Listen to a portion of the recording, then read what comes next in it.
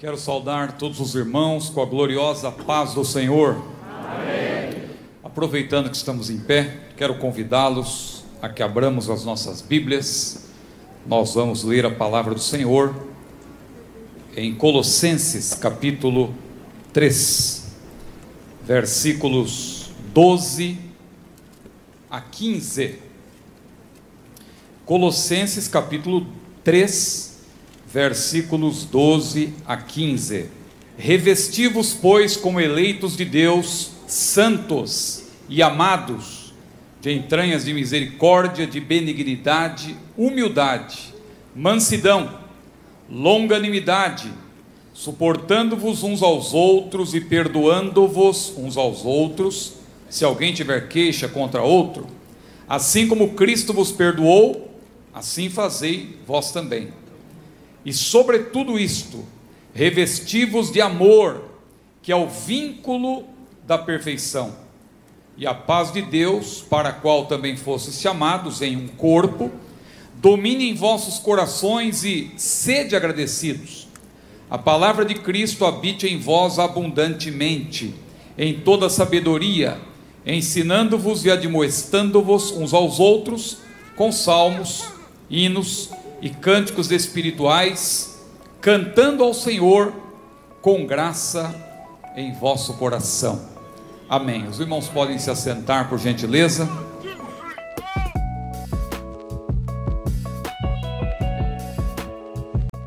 Meus irmãos, eu quero louvar a Deus pela oportunidade de estar voltando a esta igreja, e desta vez é uma alegria duplicada, porque estou voltando no mesmo ano, não é? Então já estive aqui com os irmãos em fevereiro, foi um prazer, pastor Paulo, agradeço pela hospitalidade, pela generosidade, e é uma honra para mim estar aqui com os irmãos, revendo vários irmãos, vários amigos, alguns de longa data, não é? Como é o caso do nosso querido pastor Paulo, e também essa dupla abençoada de irmãos, pastor Cleverson e pastor Cleuton, né? Deus abençoe, e tantos outros que não tem como citar o nome de todos, senão eu ficaria aqui tomando um bom tempo aqui que me foi reservado, se bem que hoje o pastor Cleuton disse que tem, no mínimo, posso falar até 3 horas, ele disse, não é isso? Mas eu não vou usar todo esse tempo não, viu, pastor? O tema que está no meu coração nessa noite, com base nesse texto que eu quero aqui expor de maneira bem objetiva, seria revestidos para ministrar a palavra ou para ministrar o louvor. Ou seja, o crente precisa estar revestido. Se pudéssemos dar um outro título, talvez um título mais simplificado, seria o guarda-roupa do adorador. Mas eu quero começar, claro, com essa ênfase do texto: revesti-vos. Revesti-vos. Os irmãos sabem que essa carta de Paulo aos Colossenses, essa epístola, é conhecida como uma das epístolas da prisão, porque o apóstolo Paulo, no período em que ele esteve preso, ele como preso do Senhor, primeiramente em Cesareia, por 2 anos, Cesareia Marítima, e depois em Roma, ele não ficou ali apenas preso, ele era um preso do Senhor, então ele estava trabalhando para o Senhor. No livro de Atos, inclusive, há 7 discursos de Paulo, não sei se você já parou para prestar atenção nisso, 7 pregações de Paulo, por assim dizer, 7 registros de Paulo no livro de Atos, sendo que a maioria dessas mensagens, Paulo pregou quando ele estava preso.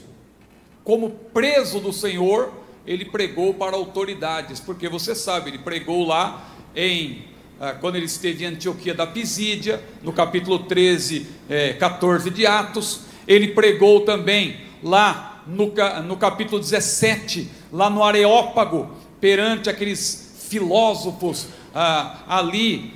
aqueles homens muito entendidos da época. Paulo discursou ali também em Atenas, e ele também prega lá para os presbíteros de Éfeso, quando ele volta da sua terceira viagem missionária, tem aquele registro em Atos capítulo 20, lá para os presbíteros de Éfeso em Mileto. Mileto, que também era ali um centro da filosofia pré-socrática, como os irmãos sabem muito bem, certamente já ouviram falar de Tales de Mileto, por exemplo. Então esses três sermões, era enquanto Paulo ainda estava em liberdade.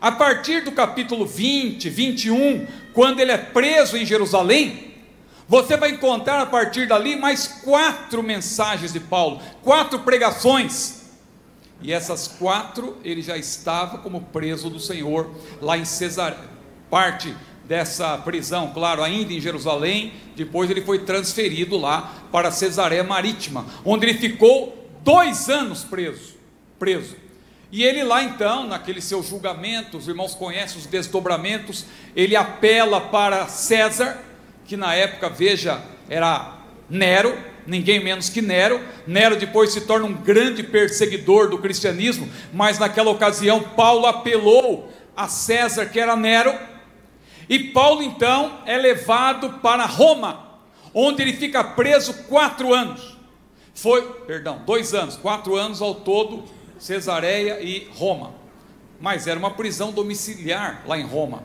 e em Roma ele pôde escrever algumas cartas, entre os anos 62, 64 mais ou menos. Paulo, como prisioneiro do Senhor, ele escreveu aos Filipenses, ele escreveu a Filemon, ele escreveu aos Efésios, e também escreveu aos Colossenses, que é o texto, parte da carta que nós vamos tomar como base hoje para a nossa ministração. Meus queridos irmãos, essa epístola é muito importante. A igreja de Colossos era uma igreja fervorosa, pelo que tudo indica, e Paulo escreve também essa epístola também para os laodicenses, porque a carta que Paulo envia para os colossenses era para ser lida também perante aos crentes de Laodiceia, uma igreja que ficava ali a 16 quilômetros de Colossos também. A igreja de Laodiceia, que foi fundada também pelo ministério de Paulo, foi plantada pela equipe de Paulo. A igreja de Colossos possivelmente por Epáfras, que você sabe é a forma abreviada de Epafrodito, mas não vá confundir esse Epafrodito de Colossos com o Epafrodito de Filipos, que era outro, não era a mesma pessoa, mas Epáfras é uma forma resumida de Epafrodito. E meus irmãos, há muitos assuntos introdutórios que eu poderia aqui mencionar, mas o propósito de Paulo a escrever essa carta aos Colossenses era sobretudo, claro, falar da supremacia de Cristo, Cristo como aquele que está acima de tudo, de todos, Cristo como Deus, Cristo como Criador, porque Paulo ressalta que todas as coisas foram feitas por Ele, e sem Ele nada do que foi feito se fez, assim como João também ressalta no primeiro capítulo do Evangelho que ele escreveu. E ele também escreve para combater uma heresia que havia naqueles dias, conhecida como heresia de Colossos, que era uma mescla de várias heresias, na verdade. Tinha ali no meio, meus irmãos, até mesmo o gnosticismo ainda incipiente e mesclado com o judaísmo e tanta coisa, tinha culto aos anjos ali também, e Paulo então escreve para combater esta heresia de Colossos, como era conhecida. Mas ele escreve também, irmãos, para transmitir informações preciosas à igreja que era destinatária original, Colossos, e também a igreja de Laodiceia, porque a mesma carta era para depois. Se você ler o capítulo 4 de Colossenses, Paulo deixa claro, olha, depois que essa carta for lida em Colossos, tem que ser lida lá em Laodiceia também. E a carta que eu mandei para Laodiceia, essa se perdeu, não está na Bíblia, mas Paulo também escreveu aos Laodicenses. A carta que eu mandei para Laodiceia, depois que for lida lá, também vai ser lida para Colossos. Isto demonstra também que, a despeito de haver algumas algumas especificidades, claro, ali que Paulo menciona, que eram dirigidas para os colossenses. Tudo que está ali, no que tange a conteúdo doutrinário, é para toda a igreja do Senhor. Não era apenas para os colossenses como destinatários originais, mas também para nós que estamos aqui hoje na cidade de Campinas, e que estamos falando também para pessoas do mundo todo, através da internet. Todos aqueles que são salvos, portanto, a mensagem que vamos aqui apresentar é para você, meu irmão, é para você, minha querida irmã, o guarda-roupa do adorador. Você sabia que tem um guarda-roupa diante de você? Quem gosta dessa linguagem são as irmãs.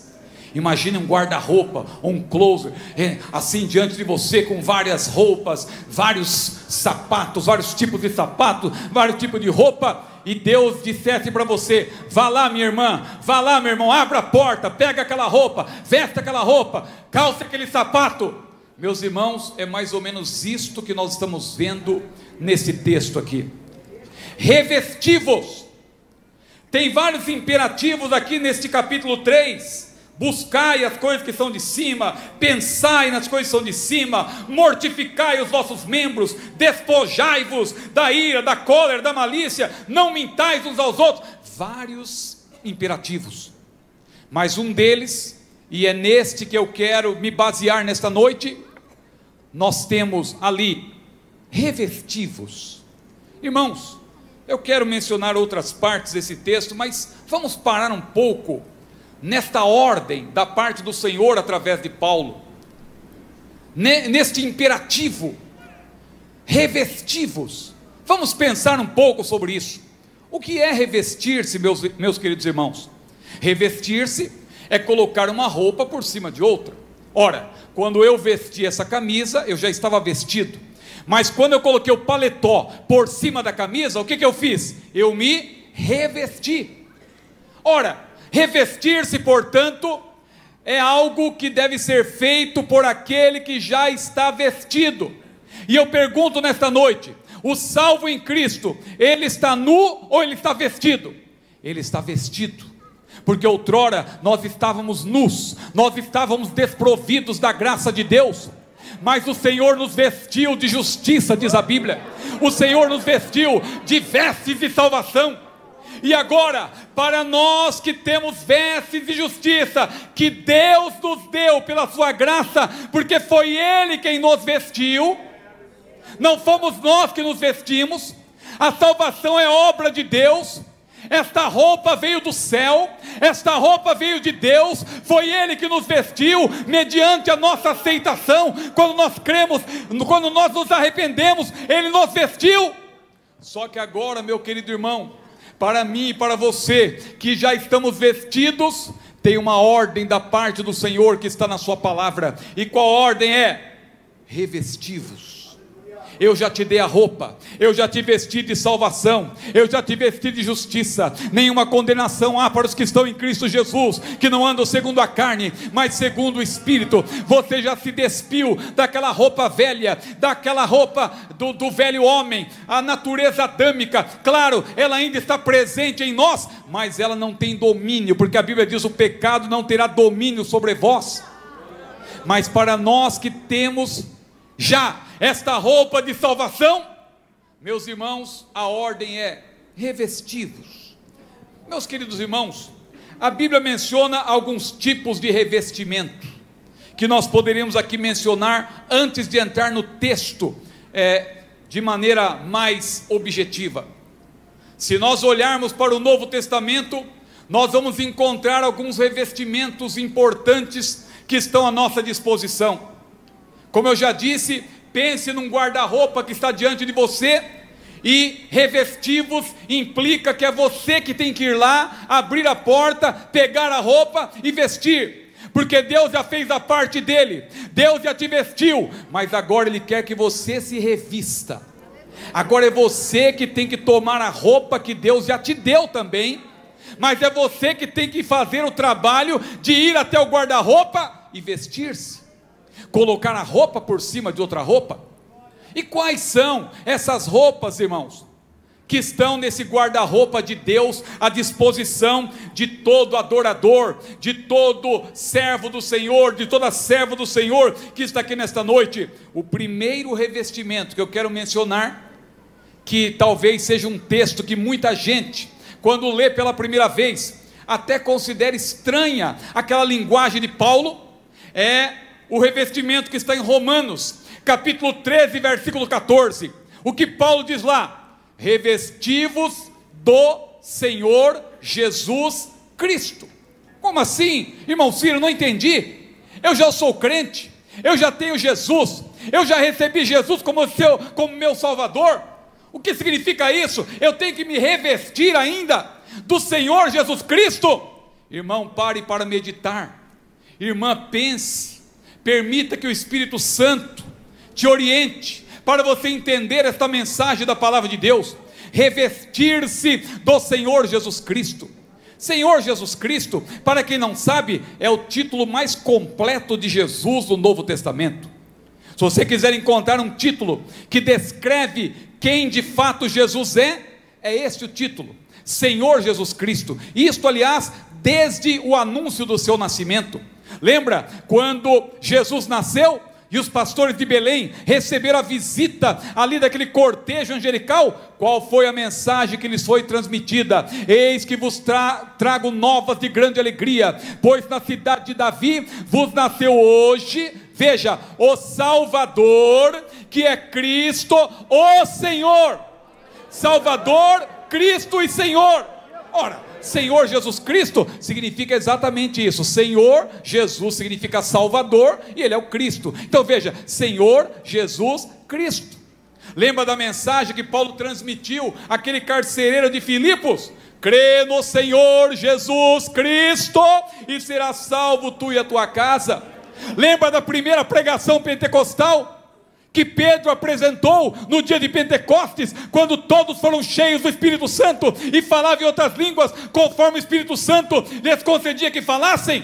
Pedro ali explica que aqueles irmãos não estavam embriagados, sendo a terceira hora do dia, ou seja, 9 horas da manhã. Naquela época, o processo de fermentação não era como hoje. Para alguém estar embriagado logo às 9 da manhã, não significa que a pessoa teria passado a noite toda bebendo, não. A pessoa teria que ter passado o dia anterior inteiro bebendo, para estar embriagado às 9 da manhã. O processo de fermentação naquela época não era como nos dias de hoje. Então era de se admirar realmente que alguém estivesse embriagado logo às 9 da manhã. E Pedro explicou: eles não estão embriagados não, isso é o que foi dito pelo profeta Joel. E ele citou a profecia de Joel, explicou, e dali a pouco vai começar a primeira pregação pentecostal. Pedro então disse: varões israelitas, escutai estas palavras. Vai começar a primeira pregação, 2 pontos, e ele começa a dizer: ah, Jesus Nazareno. Começou com Jesus. Ah, Jesus Nazareno, varão aprovado por Deus, com sinais, prodígios e maravilhas. E Pedro foi pregando, e dali a pouco chega o momento da conclusão da pregação, a primeira pregação pentecostal, versículo 36, Pedro conclui assim: saiba pois com certeza toda a casa de Israel, que a esse Jesus, a quem vós crucificastes, Deus o fez Senhor e Cristo. Veja de novo aí, Senhor Jesus Cristo. É o título mais completo de Jesus. Paulo, por várias vezes, eu poderia citar aqui vários textos, mas vamos pensar em um texto que todos sabem de cor, a bênção apostólica. 1 Coríntios capítulo 13, versículo 13, o que diz lá? A graça do Senhor Jesus Cristo, aleluia, o amor de Deus e a comunhão do Espírito Santo seja com todos, aleluia, que maravilha, meus irmãos, a bênção apostólica. Romanos capítulo 5, versículo 1, poderíamos lembrar também nesse texto: sendo pois justificados pela fé, temos paz com Deus, pela qual temos entrado a esta graça, e na qual estamos firmes, e nos gloriamos na esperança da glória de Deus, e não somente nisto, mas também nas tribulações, sabendo que a tribulação produz a paciência a experiência, e a experiência a esperança, e a esperança não traz confusão, porquanto o amor de Deus está derramado pelo Espírito Santo que nos foi dado. Mas veja que lá no versículo 1, Romanos capítulo 5, versículo 1, sendo pois justificados pela fé em Jesus, no Senhor Jesus Cristo.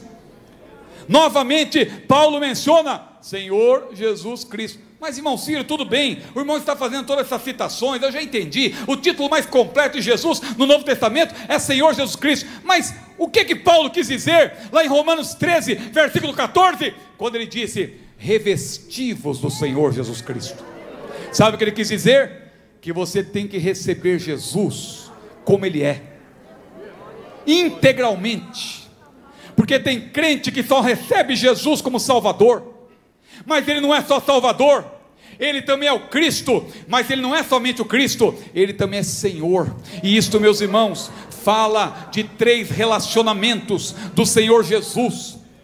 Quando Ele é chamado de Cristo, claro, isto fala do relacionamento dele para com o Pai, porque Cristo significa ungido, Ele é ungido de Deus, Ele é ungido do Pai, então isto fala mais do relacionamento dele para com o seu Pai, é o relacionamento de Jesus para com o Pai. Mas quando Ele é chamado de Salvador, aleluia, quando Ele é chamado de Jesus, que é mais do que um nome, é também ali, faz parte de um título e representa a sua obra salvadora, a sua obra expiatória para salvar aos pecadores, glória a Deus. Então você vê ali, Jesus, Salvador, e isto fala do relacionamento dele para conosco, porque se Ele é Salvador, é Ele que nos abençoa, sobretudo com a bênção gloriosa da salvação, e as bênçãos que acompanham esta maravilhosa bênção, a salvação. Então Ele é Salvador, Ele é aquele que me abençoa. Agora, irmão Ciro,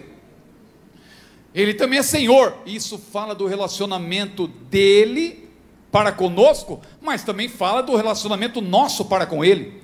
Por quê? Porque se Ele é Senhor, eu sou o quê? Eu sou servo, irmãos. Se Ele é Senhor, eu sou servo. E sabe que nós vivemos num tempo em que muita gente não quer mais ser servo? Paz, meus irmãos, eu estava ouvindo uma pregação, já faz muito tempo isso, irmãos, mas isso sempre me vem à memória quando eu estou falando desse assunto. Mas era um pregador muito famoso, não me pergunte o nome dele, e ele estava indo muito bem, e eu estava gostando de ouvi-lo, mas dali a pouco ele deu um tapa no púlpito, e disse, irmãos, esse negócio de ser servo não é comigo não, eu sou filho, e deu um tapa no púlpito, e disse, eu sou filho, e disse ele, e o filho bate na mesa, e diz, ô mãe, onde está o meu sanduíche? E disse ele, ai da mãe se não o trouxer. E eu fiquei pensando, meu Deus, que exemplo péssimo, aliás, duplamente péssimo. Primeiro, porque estimula os filhos a quererem desonrar os pais. Você já viu como as coisas estão hoje? Muitos não querem mais respeitar os pais, e isso não é de hoje, infelizmente naquela época já estava desse jeito, hoje infelizmente está muito pior, mas pior ainda do que esse aspecto ali, desse exemplo péssimo, é que aquele irmão também estava estimulando, estava ali animando os irmãos a querer mandar em Deus. Você já viu que tem crente hoje em dia que pensa que pode mandar em Deus? Eu determino, eu decreto, eu exijo. O crente, irmão, não decreta nada, o crente não exige nada, o crente não determina nada, o crente pede. Jesus disse, pedi e dar-se-vos-á, batei e abrir-se-vos-á, porque o que pede recebe, o que bate se abre, e o que busca encontra. Glória seja dada ao maravilhoso nome do Senhor. O crente pede, irmãos, mas tem muito crente hoje em dia que está exigindo. E outro dia eu ouvi até um irmão, na sua ingenuidade, está dizendo, irmãos, de vez em quando eu dou uns puxões de orelha em Deus. Veja, irmãos, tem pessoas achando que podem mandar em Deus. Não, meu irmão, você é servo. Se Ele é Senhor, você é servo. Você entendeu então o que significa isso? Revestir-se do Senhor Jesus Cristo. Não basta recebê-lo como Salvador, tem que recebê-lo também como Senhor. Revestir-se do Senhor Jesus Cristo é receber Jesus como Ele é de fato. Ele é Salvador, é verdade, mas Ele não é só Salvador, Ele é o Cristo, Ele também é o Senhor, Ele é o Senhor Jesus Cristo, aleluia. O crente de verdade reveste-se do Senhor Jesus Cristo. Ele glorifica a Deus no momento da prova, ele glorifica a Deus no momento da luta, nada pode separá-lo do amor de Deus. É por isso que Paulo disse, eu estou certo de que nem a morte, nem a vida, nem os anjos, nem os principados, nem o presente, nem o porvir, nem a altura e nem a profundidade, e nem nenhuma outra criatura nos poderá separar do amor de Deus, que está em Cristo Jesus, o nosso Senhor. Revesti-vos do Senhor Jesus Cristo. Que mensagem maravilhosa. Mas irmãos, a Bíblia também diz que nós temos que nos revestir do poder. Jesus falou para os discípulos, Jesus falou para a igreja nascente, representada por aqueles 12 apóstolos, 11 naquele momento, não é? Ficai em Jerusalém, até que do alto sejais revestidos de poder. Veja que isso já é didático. Se eu falei que o crente está vestido, então, se o batismo do Espírito Santo é um revestimento, só pode ser uma bênção subsequente à salvação. Não vá pensar que é uma segunda bênção, no sentido de uma bênção dramática, como é a salvação, no sentido de que é uma confirmação da salvação, e de que o crente que não fala em línguas não vai para o céu. Não, meu irmão, não é nada disso. O batismo no Espírito Santo é um revestimento de poder para quem já é salvo. Os apóstolos já eram salvos quando eles foram batizados no Espírito Santo no dia de Pentecostes. É um revestimento de poder, é um revestimento do alto para o crente fazer a obra de Deus com mais ousadia. Jesus disse: recebereis a virtude do Espírito Santo, que há de vir sobre vós, e ser-me-eis testemunhas, tanto em Jerusalém, como em toda a Judeia e Samaria, e até os confins da terra. É um revestimento, que maravilha! Se eu tivesse tempo para falar desse revestimento, mas eu quero avançar um pouco mais aqui nessa pregação. Veja nessa mensagem, um outro revestimento, é o revestimento da armadura de Deus. Também é um revestimento. Ah não, eu estou com Deus, Deus está comigo, eu sou salvo, e agora eu vou vencer sempre. Sim, Deus está com você, Ele já te vestiu. Só que para você vencer no dia mau, você tem que se revestir. Você tem que fazer a sua parte também. Por isso que Paulo falou: no mais, irmãos, fortalecei-vos no Senhor, Efésios capítulo 6, versículo 10, e na força do seu poder, porque nós não temos que lutar contra a carne e o sangue, mas sim contra os principados, as potestades, as hostes espirituais da maldade, os príncipes das trevas desse século, nos lugares celestiais. E aí Paulo então diz: revesti-vos. Vocês querem triunfar sobre as forças do mal? Fortalecei-vos no Senhor. Mas como fortalecer-se no Senhor? Paulo explica: vocês têm que se revestir. Revestir do que, irmão Paulo? Revestir-se da armadura de Deus. E Paulo começa a descrevê-la, e eu vou citar aqui não na ordem que Paulo menciona, mas de cima para baixo, começando pelo capacete da salvação. Paulo cita cada elemento da armadura, e o primeiro é o capacete da salvação. Por quê? Porque a mente tem que estar firmada em Deus. Paulo fala da mente, como é importante, irmãos, nós temos a nossa mente firmada no Senhor. Aleluia! Ele diz: pensai nas coisas que são de cima. Pedro também disse que a santificação começa com uma disposição mental, quando ele diz: cingindo os lombos do vosso entendimento. 1 Pedro capítulo 1, versículo 13. Ou seja, capacete da salvação fala de uma mente firmada no Senhor, de um crente, de uma serva de Deus, de um servo do Senhor, que tem certeza da vida eterna, que tem certeza de que se morrer agora, o seu corpo, que é pó, ao pó tornará, mas a sua alma e o seu espírito estarão para sempre com o Senhor no paraíso. Aleluia, glória a Deus. Capacete da salvação. Mas Paulo vai descendo e vai descrevendo, e ele diz: olha, também couraça da justiça, porque nós somos justificados. Não existe justo de nascimento, mas o crente foi justificado. E o que significa, irmão Ciro, que eu fui justificado? Jesus explica. Você conhece de cor, com certeza, João capítulo 5, versículo 24. O que Jesus disse ali? Aquele que ouve as minhas palavras e crê naquele que me enviou, já passou da morte para a vida, e nunca mais entrará em condenação, ou nunca mais entrará em juízo. Aquele que ouve as minhas palavras e crê naquele que me enviou, não entrará em condenação, mas passou da morte para a vida, não entrará em juízo. O termo no grego ali, crisis, é um termo forense. Veja, o que significa isso? Significa que Jesus, quando disse isso, nunca mais entrará em juízo, ele está dizendo: você que já foi justificado, você que creu, você que é salvo, nunca mais você vai comparecer diante do juízo no caso o juiz divino, o justo juiz, na qualidade de réu. Irmão Ciro, mas e no juízo final? A igreja vai participar? Vai. A igreja vai estar presente, mas não na qualidade de ré. A igreja vai estar com o Senhor. A igreja não vai estar ali para ser julgada como ré, não, porque nenhuma condenação há para os que estão em Cristo Jesus. Aleluia, não entrará em juízo. E esse juízo, esse termo no grego é forense, é isso que significa ser justificado. E o crente, ele não pode perder essa convicção. Por isso, ele tem que estar sempre com a couraça da justiça.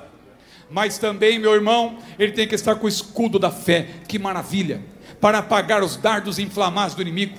Ele tem que estar também com a espada do Espírito, que é a palavra de Deus, a única arma de ataque. Não precisa outra. Para que outra? A palavra de Deus é suficiente. É a única arma de ataque da armadura de Deus. E o que faltou? Os calçados da preparação do Evangelho da Paz. Porque nós andamos em santidade, nós andamos com o Senhor, nós estamos calçados os nossos pés estão calçados com o Evangelho da Paz. O que faltou, irmão Ciro? Faltou algo muito importante, que eu deixei para o final, não por acaso. Sabe o que é? O cinto, que muita gente despreza. Cinto para quê, irmão Ciro? A pessoa já está com espada na mão, está com escudo, está com couraça, está com os calçados na preparação do Evangelho, está com o capacete da salvação. Cinto para quê, irmão Ciro? Olha o que Paulo falou: cingindo os lombos com a verdade. Paulo comparou a verdade a um cinto, e o cinto servia para quê na armadura? Para segurar as armas. Se o cinto estivesse frouxo, afrouxado, as armas também cairiam, a espada cairia. Meu irmão, para segurar as armas, o cinto tem que estar bem afivelado, o cinto não pode ficar frouxo, a verdade não pode ser afrouxada, a verdade não pode ser relativizada. Muita gente hoje está afrouxando a verdade, está relativizando a verdade, as armas vão cair. Mas se você afivelar bem o cinto da verdade, você vai ficar com a espada do Espírito. Glória seja dada ao maravilhoso nome do Senhor. Por isso que eu gosto de João Batista. João Batista não fez nenhum milagre. Não que eu seja contra milagres, a minha vida é um milagre, aleluia, Deus já fez maravilhas na minha vida, mas João Batista não fez nenhum milagre. Só que quando você lê João capítulo 10, versículos 40 e 41, Jesus foi visitar ali aquele lugar onde João batizava, junto ao Jordão. E quando Jesus chega lá, ele começa a ouvir uma conversa que João registrou. Qual era a conversa? João Batista. Eles lembraram de João Batista, porque Jesus voltou lá no lugar. E eles falaram: João Batista não fez sinal algum, mas tudo quanto ele disse deste, referindo-se a Jesus, tudo quanto ele disse deste, era verdade. Aleluia. O que é mais importante, fazer milagre ou dizer a verdade? Tem muita gente sendo enganada por causa de falsos milagres, mas a igreja está firmada na palavra, a igreja está firmada na verdade, a igreja está com o cinto da verdade bem afivelado. Glória ao maravilhoso nome do Senhor. Então esse é mais um revestimento, irmão. Revestivos da armadura de Deus. Mas vamos agora para o texto que lemos, Colossenses capítulo 3, a partir do versículo 12, Paulo diz: revestivos, e aqui ele fala de algumas qualidades, pelo menos 5, que estão atreladas também ao fruto do Espírito.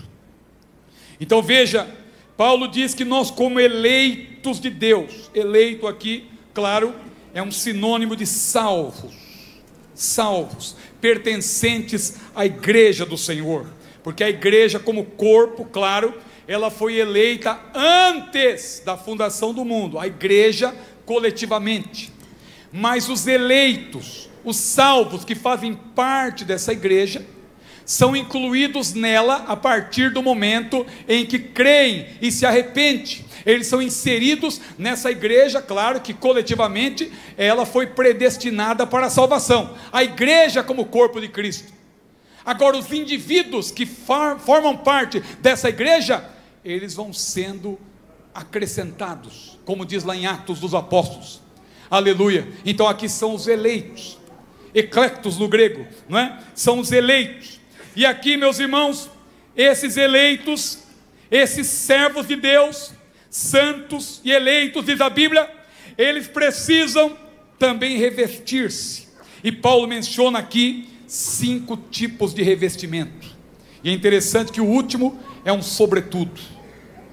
Aqui em Campinas talvez não faça tanto frio para você usar um sobretudo, mas quem vai para o sul, quem vai para Curitiba, ou os irmãos que tem muito dinheiro também, que viajam pelo mundo, que vão lá para os Estados Unidos, vão para a Europa, chega lá, coloca o paletó, coloca uma camisa, muito bem, uma blusa, mas quando está muito frio, às vezes está nevando, tem que colocar também o sobretudo, aquela roupa que você põe por cima de tudo.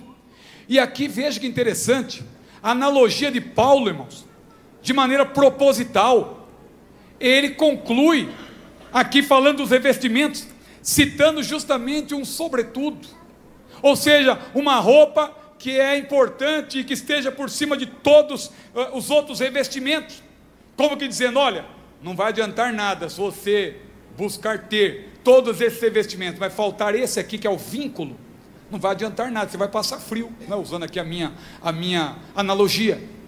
Mas veja então, o que Paulo menciona? Primeiro, revestivos de entranhas de misericórdia, revestivos de misericórdia, e Paulo usa uma linguagem que antigamente era muito utilizada, quando nós queríamos declarar o amor para alguém. Hoje em dia não se usa tanto essas expressões, mas a pessoa falava de algo que estava lá dentro, nas suas entranhas. É por isso que Paulo, ele usa essa linguagem.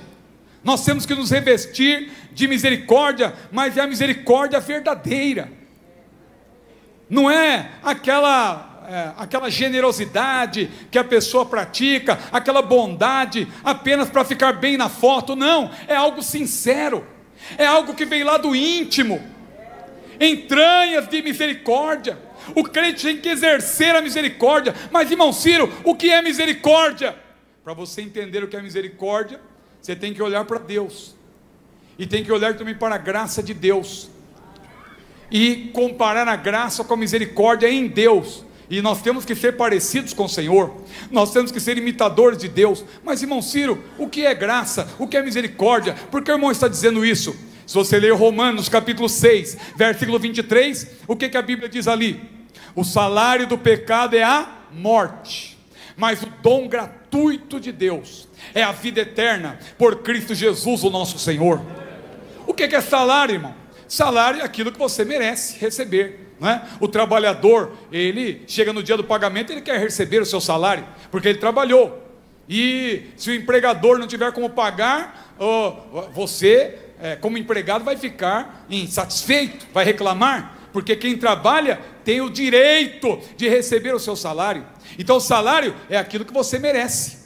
Então olha o que Paulo diz: o salário do pecado é a morte. Bom, todos nós merecemos a morte, porque todos pecaram e destituídos estão da glória de Deus.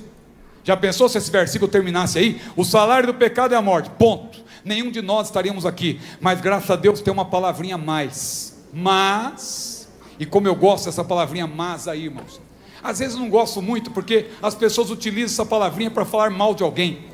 Eu gosto da igreja de Campinas, mas... eu gosto do pastor Cleverson, mas eu gosto da irmã fulana, mas, e sempre tem uma crítica. Mas graças a Deus que nesse versículo, Romanos 6:23, a palavrinha mas, ela encaixa-se como uma luva. O salário do pecado é a morte, mas o dom gratuito de Deus é a vida eterna por Cristo Jesus, o nosso Senhor. Agora, dom é o que, irmão? Dom é um presente. A palavra no grego fala de um presente.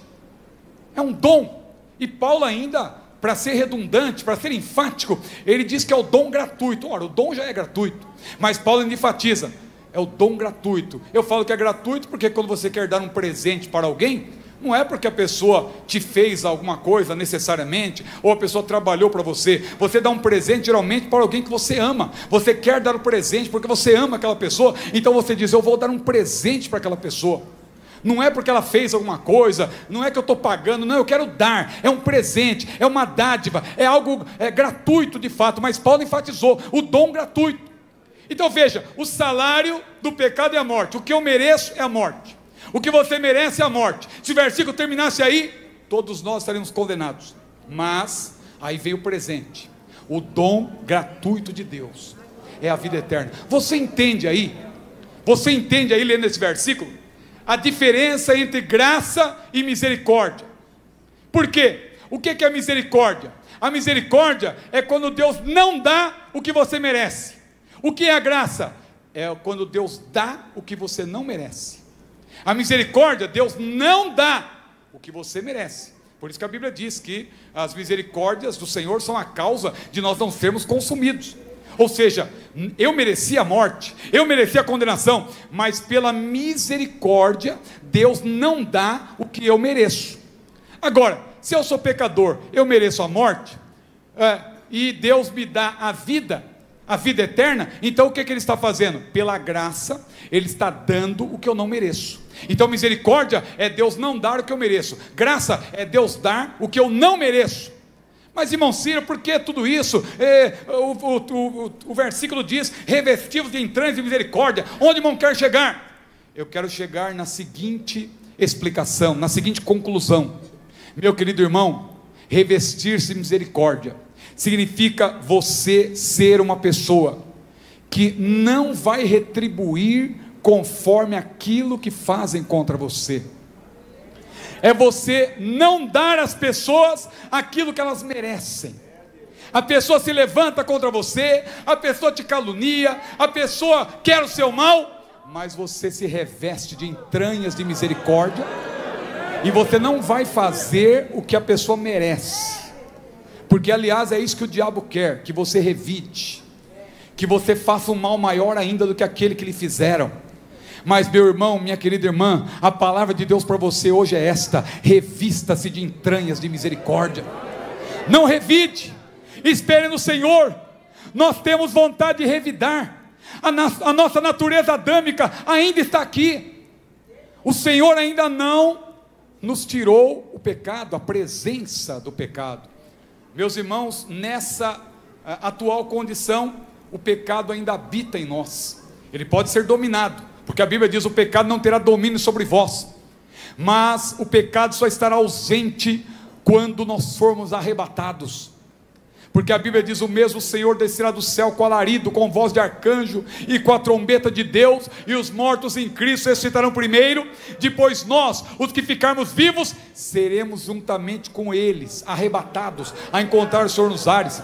E lá em 1 Coríntios 15 diz que todos seremos transformados.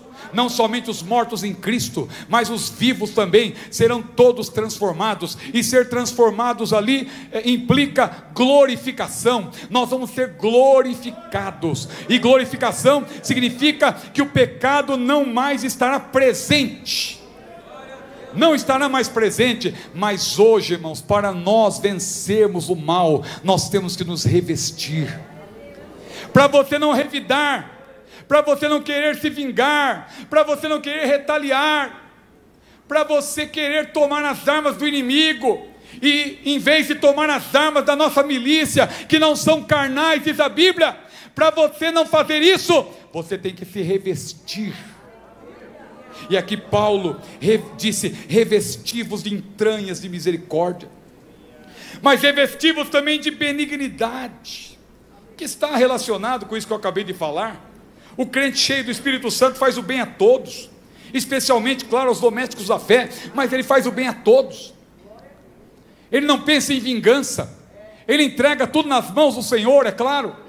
É Deus quem faz justiça. Por isso que a Bíblia diz: dai lugar à ira. Ali aquele texto é claro, é dar lugar à ira de Deus, não é a sua ira. Você pode até irar-se, porque é um sentimento humano, mas ao irar-se, você não pode dar lugar ao sentimento de vingança. Você tem que entregar essa causa na mão do Senhor.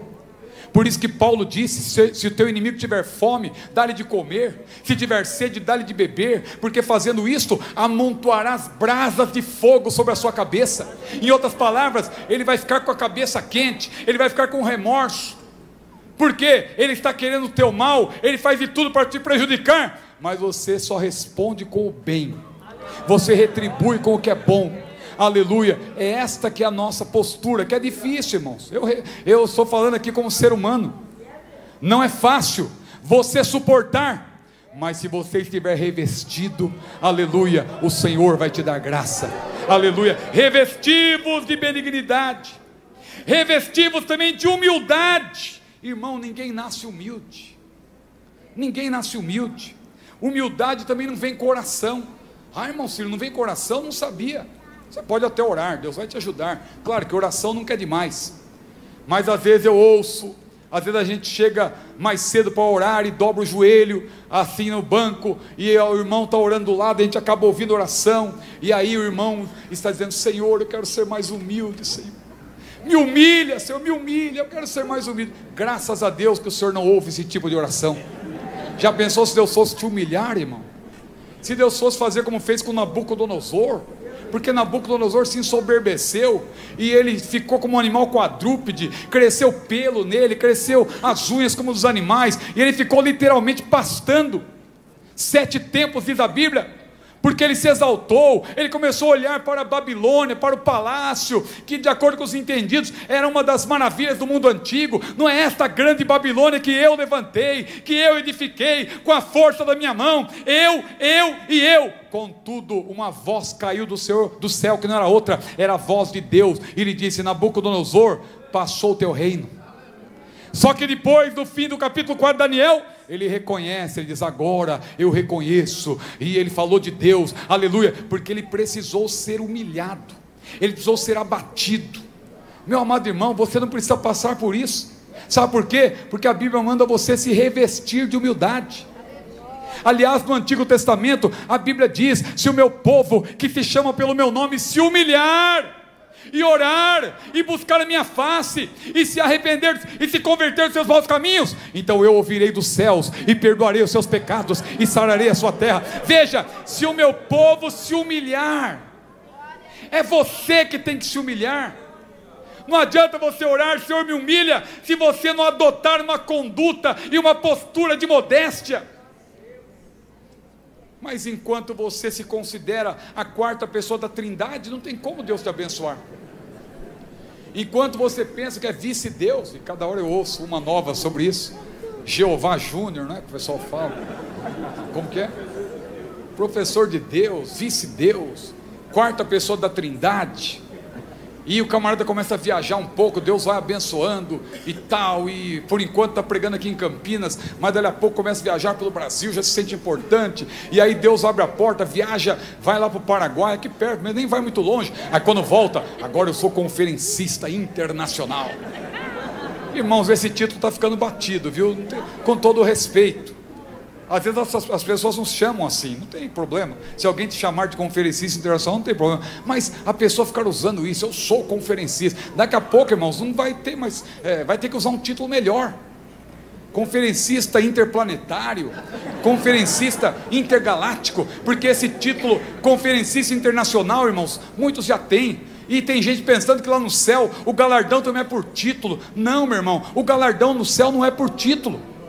Alguém pensa que lá no céu, aquela irmã velhinha, que senta lá no fim, e vem com a bengalinha, está enferma, mas está orando pelo pregador, está orando pelo pastor Paulo, mas muita gente não dá valor para aquela irmã, e pensa que lá no céu, ela vai estar lá no fim da fila, pensa que lá no céu, Deus vai separar por denominação, e por ministério, e também por título, onde estão os pastores, presidentes, e os missionários, e os apóstolos, tem tanto título hoje em dia, e os conferencistas internacionais, e os professores escola dominical também fica aqui, e as irmãs do círculo, a líder do círculo de oração e tal, e também os diáconos e os cooperadores. Alguém pensa que vai ter fila para tudo lá no céu, tudo organizado por fila, e lá no fim da fila aquela irmãzinha, olha que essa irmãzinha que ninguém dá nada para ela, pode estar na frente de muitos pastores, porque o galardão não é por título, o galardão é por fidelidade. Servo bom e fiel, entra no gozo do teu Senhor.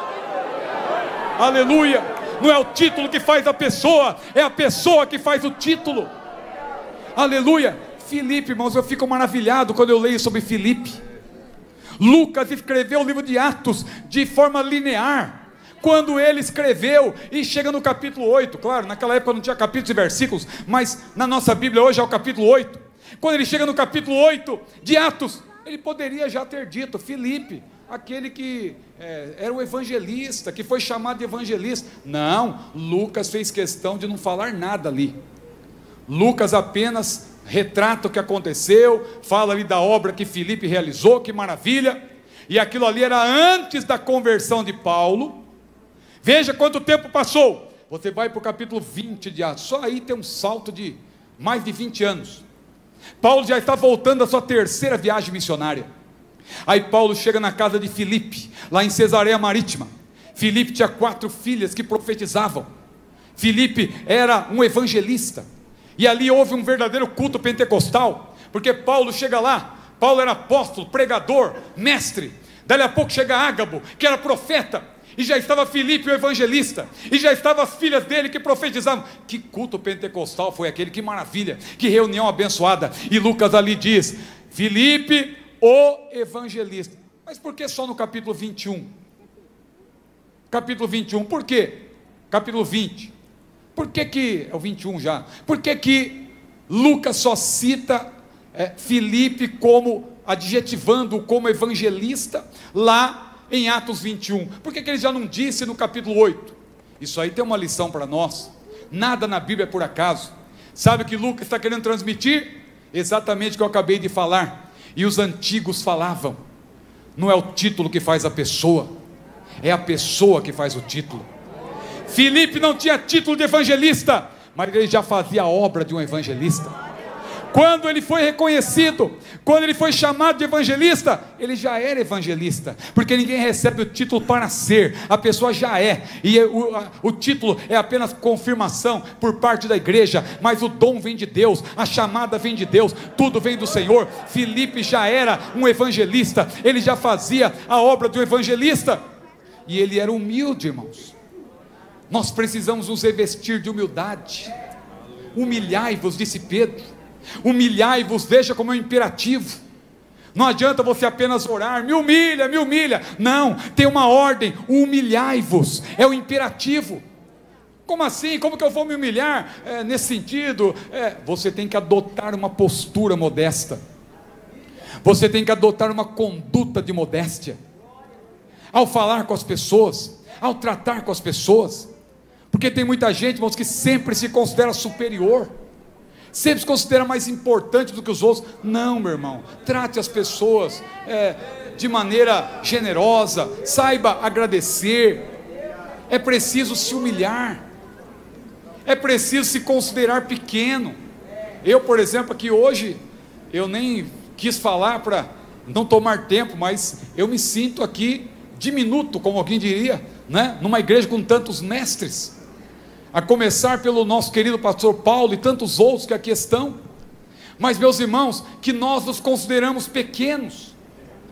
Isso me faz lembrar até de algumas historinhas que eu contava para minha filha quando ela era criança, e tinha uma que eu contava, ela sempre pedia para eu repetir, e aquela história, não está na Bíblia não, uma ilustração, viu? Do elefante que foi atravessar uma ponte. Você já ouviu essa? O elefante foi atravessar a ponte, e a ponte era de madeira. Imagine um elefante atravessando uma ponte de madeira. Claro que a ponte balançou para um lado, balançou para o outro, só que o elefante, irmãos, ele ali se apressou, conseguiu passar do outro lado da ponte, a ponte balançou, mas o elefante chegou do outro lado. E quando o elefante chegou do outro lado, tinha uma pulga, irmãos, estava em cima da orelha do elefante. A pulga olhou para o elefante e disse: olha, você viu?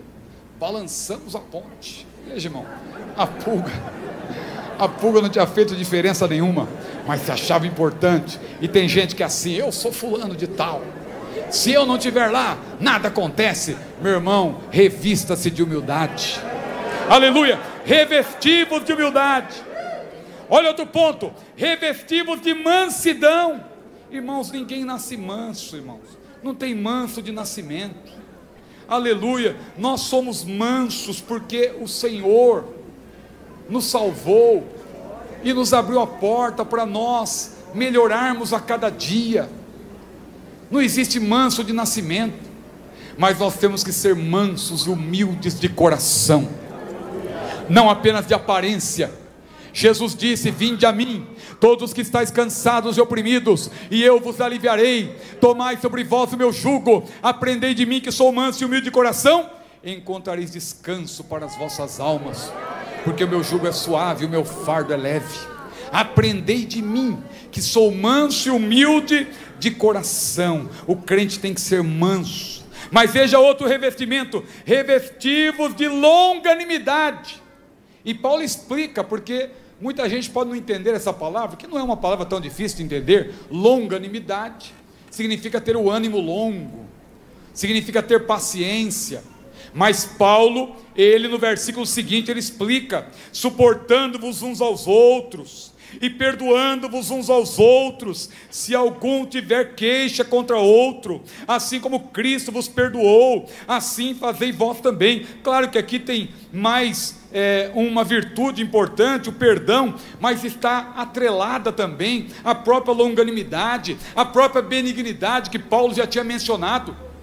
Porque o crente longânimo, ele suporta, ele perdoa. Irmãos, a gente vai amadurecendo.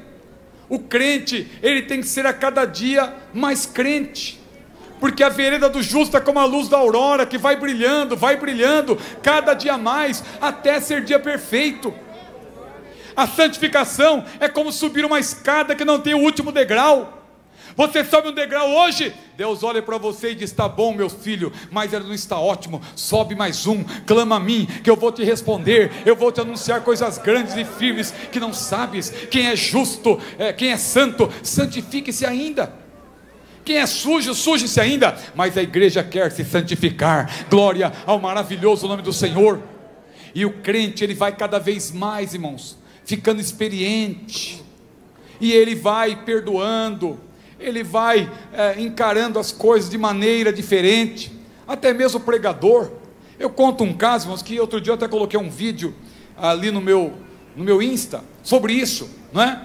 E as pessoas até ali riram daquilo, porque eu confessei um pecado, que não foi bem um pecado assim, não é? Mas no tempo que eu não era muito paciente, não que hoje eu seja um exemplo de paciência, mas quando eu comecei a pregar, irmãos, eu contei um caso aqui. Graças a Deus que aqui é um evento, encontro de corais, e alguém até brincou lá, alguém comentou: irmão, vai num encontro de corais, cuidado, lá vai acontecer a mesma coisa. Não, lá não, eu conheço o pastor lá, o pastor Paulo, não vai acontecer isso lá não. Mas o irmão brincou, porque eu contei um caso realmente aconteceu, e eu denominei o pregador e o octeto, que aconteceu comigo. Eu fui convidado para pregar numa igreja, não me pergunte onde, há muito tempo. Eu era solteiro, aliás, eu era recém-casado, já tinha casado, mas era recém-casado, muito tempo, porque já vai para 32 anos que eu sou casado, então veja, já faz aí pelo menos 30 anos.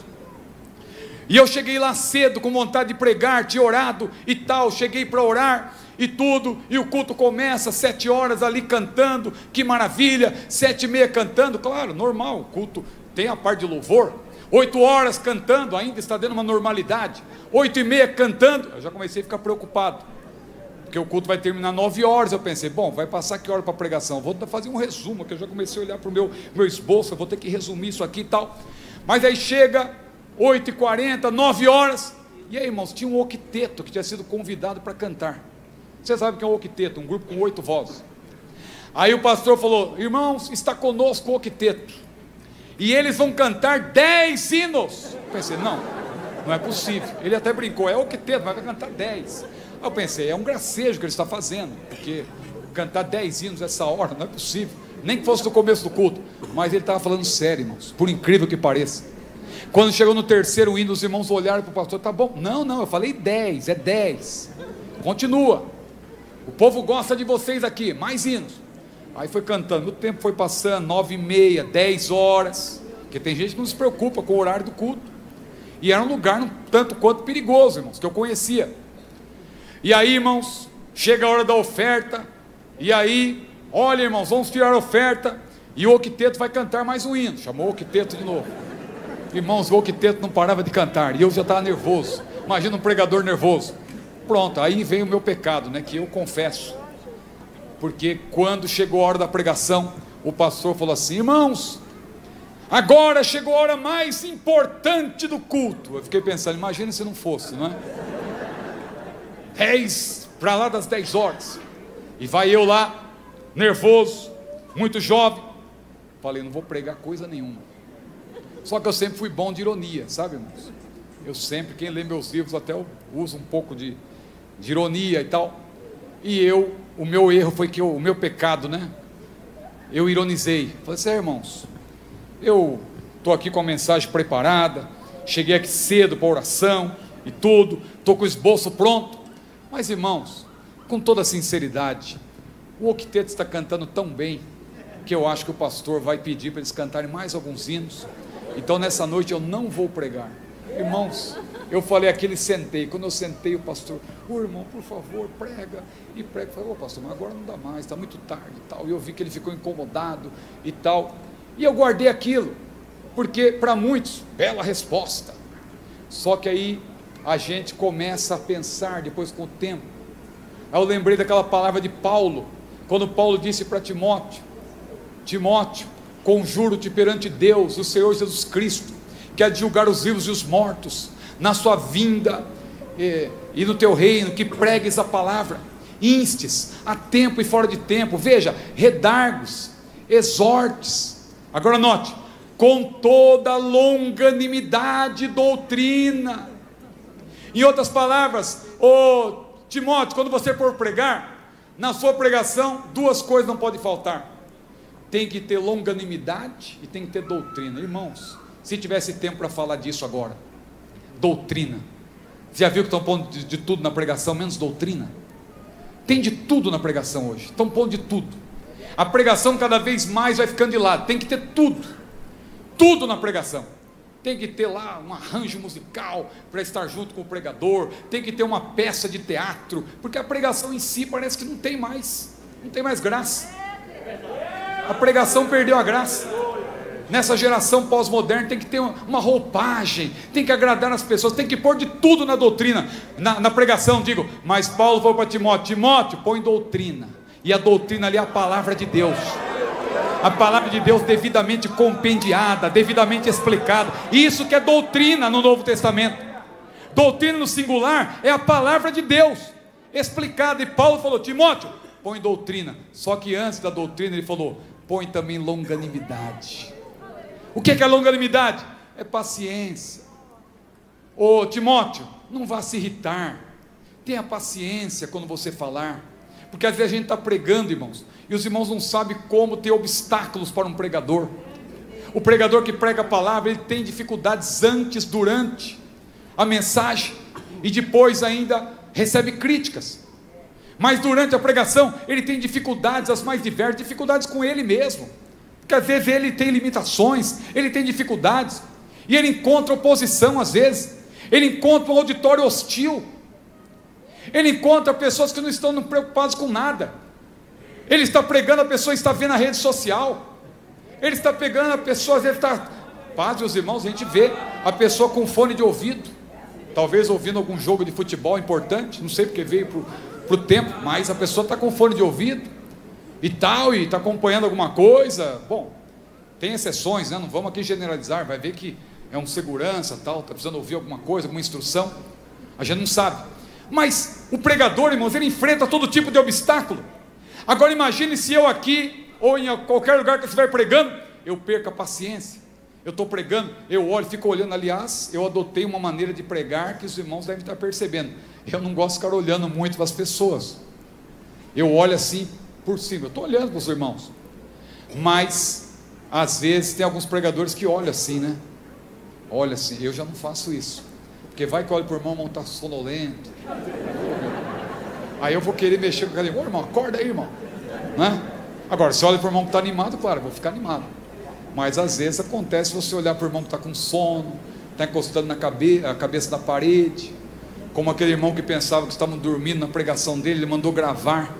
Na época não tinha CD, não tinha DVD, não tinha Blu-ray, era só fita cassete. Quantos aqui se lembram da fita cassete? Olha, muita gente com a data de nascimento antiga, hein? Aí ele levou lá a fita para casa, colocou no gravador, apertou o play, nem falou com a esposa direito, a esposa tinha ficado em casa para preparar um jantar para ele, que ele foi direto para o culto, nem falou direito com a esposa, entrou no quarto, trancou a porta, colocou a fita no gravador, apertou o play. Ele dizia: quero ver o que está acontecendo, parece que estão dormindo na minha pregação. Aí apertou o play, irmão, não deu nem um minuto, dormiu também. Estava faltando algo ali para ele. Só que ele olhava para as pessoas, via as pessoas com sono assim, e ele ficou incomodado. Graças a Deus que eu evito fazer isso, né? Eu fico às vezes, principalmente às vezes uma ministração à tarde, que dá sono, eu fico olhando meio por cima assim, não fixo muito, justamente para não ser contagiado pelo desânimo. Talvez, se o auditório for animado, glória a Deus, aí eu faço questão, como aqui, graças a Deus, eu estou olhando para os irmãos, porque eu vejo que os irmãos estão animados, estão glorificando a Deus, louvado seja o nome do Senhor. Mas o que eu quero dizer, irmãos, é que nós temos que ter paciência, revestivos de longanimidade, ânimo longo. Irmãos, tem tanta coisa aqui que eu gostaria ainda de falar, mas as horas já me mandam parar. Que Deus abençoe a todos os irmãos. Se Deus quiser, amanhã estaremos aqui mais uma vez para glorificarmos a Deus juntamente com os irmãos. Mas vamos curvar as nossas cabeças nesse momento e pedir que o Senhor aplique esta palavra aos nossos corações.